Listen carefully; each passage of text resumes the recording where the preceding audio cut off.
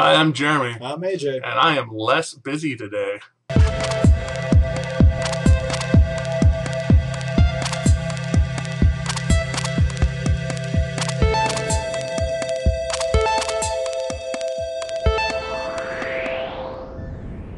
Welcome back to another Extraordinary Times. First story of today, we wanted to hit you with the hard news first and then, bring it up from there.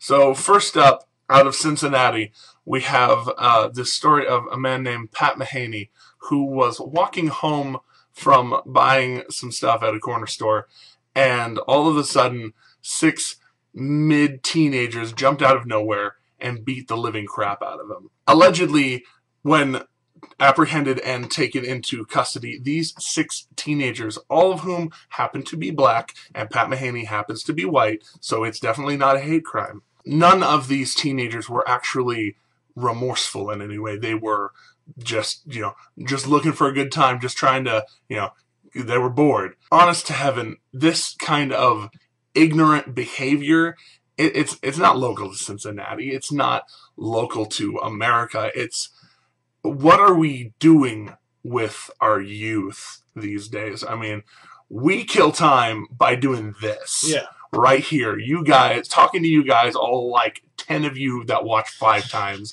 or whatever. Thank you so much. But that's the thing is, these kids, and they're everywhere, and they're not just black. It's everywhere in every race. They don't have any ambitions, no hobbies, no actual things that they do, so they go out and they do this to a guy. How is that even imaginable? We are the greatest country on earth. At least in America, we should be able to combat stupid stuff like this. But because that was so harsh, now listen to this little tidbit from our dear Vice President Biden. Once again, General Motors is the largest automobile maker in the world. Folks, where is it written we cannot lead the world in the 20th century in making automobiles? I've not seen it written anywhere. 20th century, 20th century, 20th century, 20th century. Well said, Mr. Vice President. Well said. So there's been another shooting in a movie theater. This one completely different from the last one, though. So over in Reno, there was a 56-year-old man, had a concealed weapons license, had his weapon on him, and a handgun in his back holster or whatever. No real details have been given on that. We just know that partway through the movie, the firearm discharged into his butt, and he promptly stood up, apologized to the 5 other people around him who heard it, and exited the building. Well, apparently those 5 people, a couple of calls were made to 911 that there were shots fired and shots multiple fired, and apparently that is not the case. Literally, guy's gun accidentally shot, and we don't know whether it went straight into his butt or whether it ricocheted and he just got lucky and it didn't injure him in any real way. But he went to a hospital.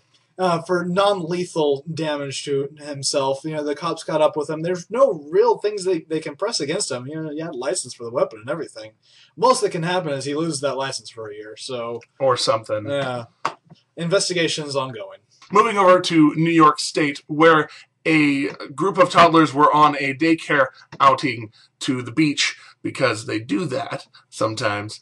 Apparently, when all of the kids were gathered up, one was missing, and they did not realize it for about 3 hours when they called the cops and asked if anyone had found this 2-year-old girl. And apparently, the 2-year-old girl was found playing on the beach with another child by the mom of the other child. And then when she was getting ready to go, was like, hey, where's your mom? That's incredible to me. People ask me, why don't you, invest in daycare and blah, blah, blah. This is why. I don't trust other adults. I don't trust other adults with most things, much less the nearest and dearest thing to my heart. Don't blame you. So on back over to California, other side of the country, just because, I cover all the California stories. Yeah.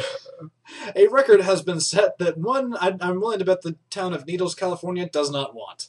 That is the hottest rainfall ever recorded on planet Earth. Hottest being it was 115 degrees outside and water was falling from the sky. Now, obviously, it didn't last too long. It hits the ground, steams up, creates like a sauna. But holy crap!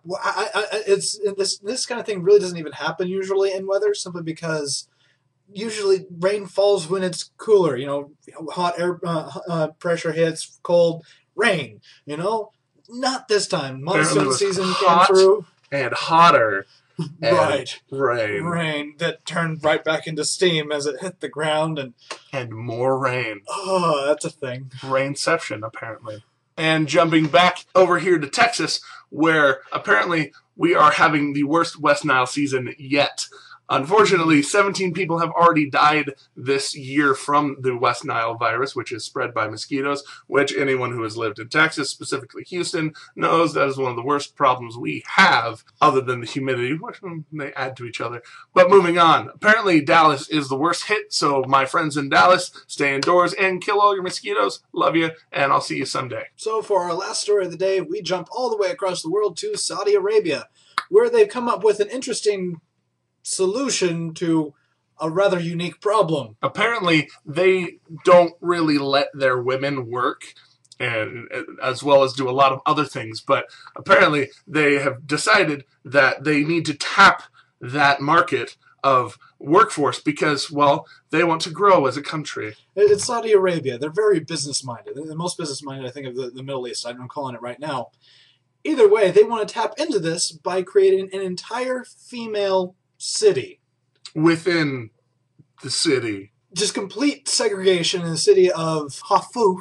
I'm probably saying that wrong. I don't care. There's different opinions all going around. Saudi Arabia's like, yeah, it's going to work. Everybody is out. So it's like, no, it's not. Segregation doesn't work.